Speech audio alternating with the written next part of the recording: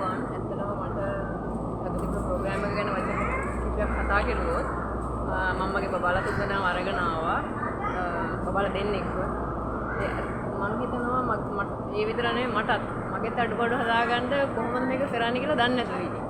එතනට ආවට පස්සේ මට ඒක තේරුණා මගේ අඩුපාඩු හදාගන්නේ කොහොමද කියලා ටෙක්නික් එක දැනගත්තා. ඒ විතරක් නෙවෙයි මට මගේ බබාලගේ සමහර වීක් පොයින්ට්ස් මම අයිඩෙන්ටිෆයි කරගෙන තිබුණා. හැබැයි ඒකම කොහොමද හදාගන්නේ කියන එක මම දැනගෙන නැහැ. එයාලගෙනුත් ඒක දැනගත්තා. අනිත් එක මම පොඩි බබාත් එක්ක යාළුවෙක් එක්කගෙන ආවා.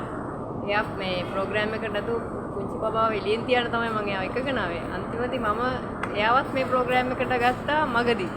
මේ දෙවනි හාෆ් එකේදී. හේතුව මට තේරුණා උතරක් මේක වැදගත්ද කියන එක. ඒ වගේම අනිත් එක තමයි තවත් දෙයක් තමයි මේක බුදුහාමුදුරුවෝ කියපු දේවල් එක ගලපලා අපේ ජීවිතේ කොහොමද අපි හදාගන්නේ කියන එක. අනිත් එක භාවනාව කොහොමද අපේ ජීවිතේට ලං කරගෙන අපි කොහොමද හැදෙන්නේ කියන එක. ඒ වගේ හැම පැත්තෙම කොහොමද අපි හැදෙන්නේ කියන එක දැනුවත් වුණා. ඒ විතරක් නෙවෙයි තව දෙයක් කියන්න ඕනේ. මම හිතනවා මේ මෙතන පොඩි ගාණක් තමයි ඔයාලා අපෙන් එකතු කරුවේ.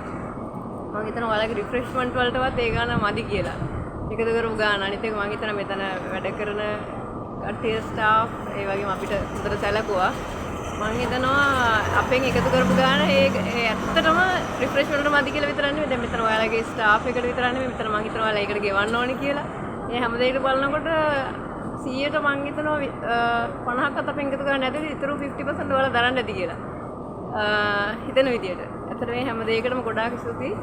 සිංහල මිකුත් ගොඩක් පිං ඔයාලට.